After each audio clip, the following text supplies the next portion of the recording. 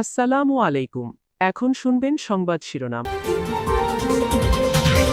ইসরায়েলের টার্গেট ইরানের জ্বালানি স্থাপনা, জবাবে তেল আবিব সহ মধ্যপ্রাচ্যের বিভিন্ন স্থানে মিসাইল ছুটছে তেহরান। আইডিএফ হিজবুল্লাহ সংঘাতে লেবাননে উত্তেজনা তুঙ্গে। খালেদা জিয়ার শ্রেষ্ঠ অদম্য নারীর পুরস্কার নিলেন নাতনি জাইমা। সব নারী ও কন্যার জন্য নিরাপদ হবে বাংলাদেশ, আশা ডাক্তার জুবাইদার।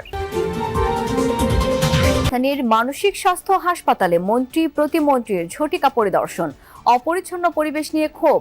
সোহরাওয়ার্দী হৃদরোগ ও পঙ্গু হাসপাতালে র্যাবের অভিযান। বসে দেশকে ক্রমাগত অস্থিতিশীল করার চেষ্টা করছে শেখ হাসিনা, অভিযোগ মির্জা ফখরুলের। বললেন, দেশে আর গুম, হত্যা ও রক্তের রাজনীতি হতে দেয়া হবে না।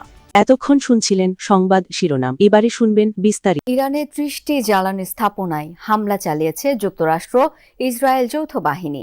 টানা নবম দিনের অভিযানে টার্গেট হয়েছে বিমানবন্দর, পরিবহন ডিপো। ধ্বংস করা হয়েছে গুরুত্বপূর্ণ বেশ কয়েকটি পানি শোধনাগার। এমন পরিস্থিতিতে মার্কিন প্রেসিডেন্ট ডোনাল্ড ট্রাম্পের হুঁশিয়ারি, ইরানের সেনাবাহিনী আর শীর্ষ নেতাদের সম্পূর্ণ নির্মূল না করা অবধি হামলা বন্ধ করবে না যৌথ বাহিনী। দাও দাও করে জ্বলছে তেহরানের আগদা সিয়ে জ্বালানি ডিপো। ইসরায়েলি বোমা হামলায় ব্যাপক ক্ষতিগ্রস্ত হয়েছে স্থাপনাটি। টানা ৯ দিন ধরে এভাবেই জ্বলছে ইরানের রাজধানী।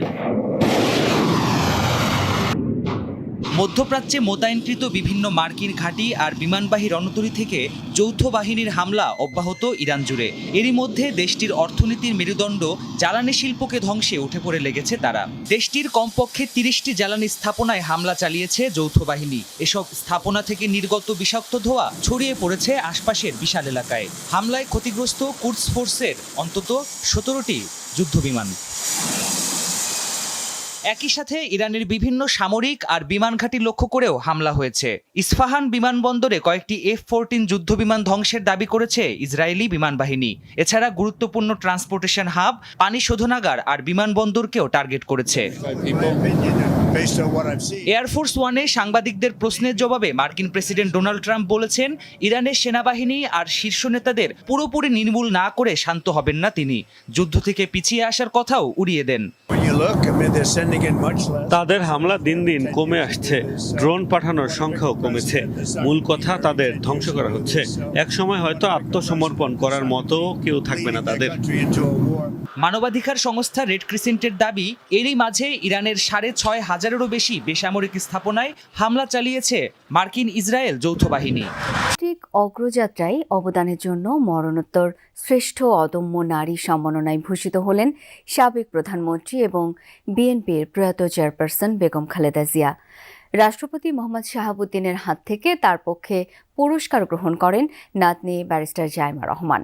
প্রধান অতিথির বক্তব্যে রাষ্ট্রপতি বলেন, পরিকল্পনা যতই নেওয়া হোক না কেন, সুফল পেতে ঘরে বাইরে দরকার নারীদের নিরাপত্তা। বাংলাদেশ হবে সব নারী ও কন্যার জন্য নিরাপদ।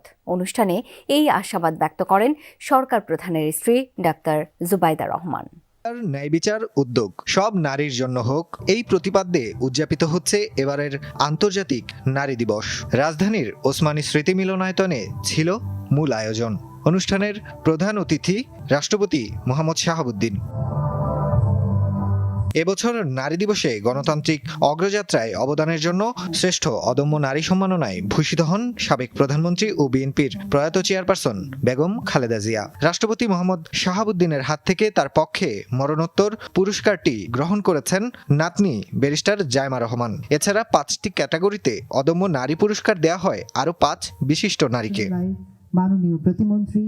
আয়োজনে অংশ নিয়ে প্রধানমন্ত্রী তারেক রহমানের স্ত্রী ডাক্তার জুবাইদা রহমান দেশ পরিচালনায় বেগম খালেদা জিয়ার অবদানকে তুলে ধরেন। বলেন, শত অত্যাচারেও সাবেক প্রধানমন্ত্রী ছিলেন অদম্য ও অবিচল। বাংলাদেশও এমন একটি দেশ হবে যেখানে প্রতিটি নারী ও কন্যা শিশু নিরাপদ, মর্যাদাবান এবং সম্ভাবনাময় উজ্জ্বল ভবিষ্যতের অধিকারী হবে। আপনাদের সাহস, প্রজ্ঞা ও নেতৃত্বই আমাদের আগামীর পথকে আলোকিত করবে।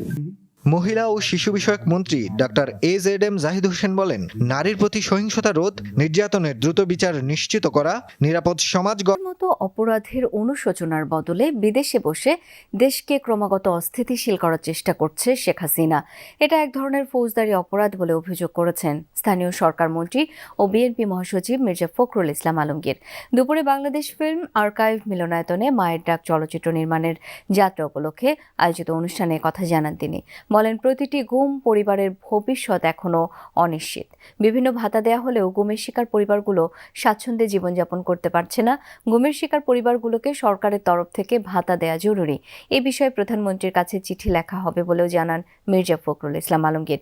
এ সময় তথ্য প্রতিমন্ত্রী ইয়াসের খান চৌধুরী বলেন, আর কোনো গুম, হত্যা ও রক্তের রাজনীতি চায় না বাংলাদেশ।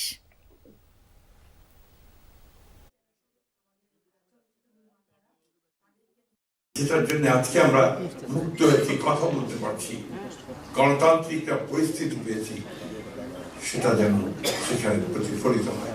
যে আজকে সেই ফ্যাসিস্ট মহিলা বিদেশে বসে এতটুকু অনুশোচনা নেই, সমানে বাংলাদেশকে আরো স্থিতিশীল করার চেষ্টা করছে, যেটাকে আমি মনে করি যে একটা ক্রিমিনাল অফেন্স।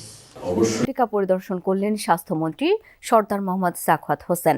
সকালে রাজধানীর শেরেবাংলা নগরের হাসপাতালটিতে গেলে নানা অনিয়ম নজরে আসে মন্ত্রীর। নোংরা বিছানা, তেলাপোকা, ঝাড়পোকা, অস্বাস্থ্যকর পরিবেশের ব্যাপারে তিনি ক্ষোভ জানান।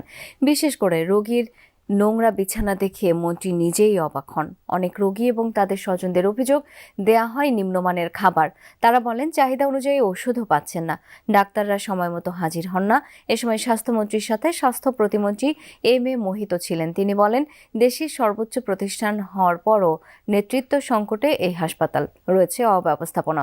তবে দ্রুত সমস্যাগুলো সমাধানের প্রতিশ্রুতি দেন মোহাম্মদ সাখাওয়াত হোসেন। বলেন, মানসিক হাসপাতালকে অন্যান্য হাসপাতাল থেকে আরও বেশি মানবিক হতে হবে। খাবারের মান, কলার সাইজ খুবই ছোট, এটা হওয়া উচিত না। এই মান, এটা আমরা দেখতেছি অনেক উন্নতি করার মতো স্পেস রয়েছে। ডাক্তাররা যে কজনকে জিজ্ঞেস করছে, অনেকে ঠিক মতো আসে নাই, পরে আসছে, অনেকে হয়তো ঠিক মতো আসছে, কতজন আছে এটা এখন আমরা দেখব। লিডারশিপের অভাবে কিছু অব্যবস্থাপনা তৈরি হয়েছে। আমরা উপরতলায় দেখেছি রোগীদের ইনডোরে ব্যবস্থাটা গ্রহণযোগ্য পর্যায়ে নাই। একটি বড় সরকারি হাসপাতালে দালাল বিরোধী অভিযান চালিয়েছে র্যাব। হৃদরোগ ইনস্টিটিউট, পঙ্গু হাসপাতাল ও শহীদ সোহরাওয়ার্দী মেডিকেল কলেজ হাসপাতাল থেকে 20 জনকে গ্রেপ্তার করা হয়েছে। পরে ভ্রাম্যমাণ আদালতের মাধ্যমে তাদের বিভিন্ন মেয়াদে সাজা দেওয়া হয়। রোগীদের হয়রানি এবং হাসপাতাল কেন্দ্রিক দালাল চক্রের দৌরাত্ম্য কমাতে সকাল থেকে অভিযান চালায় র্যাব 2। জানায় স্বাস্থ্য মন্ত্রণালয়ের গৃহীত দালাল বিরোধী 7 দফা কর্মসূচির অংশ হিসেবেই এই অভিযান। আটক দালালরা দীর্ঘদিন রোগীদের বিভিন্ন প্রলোভন দেখিয়ে সরকারি হাসপাতাল থেকে সরিয়ে নিচ্ছিল। বাইরে প্রাইভেট হাসপাতালে চিকিৎসার নামেও তারা করছিল প্রতারণা। এদিকে শহীদ সোহরাওয়ার্দী হাসপাতালের পরিচালক জানান,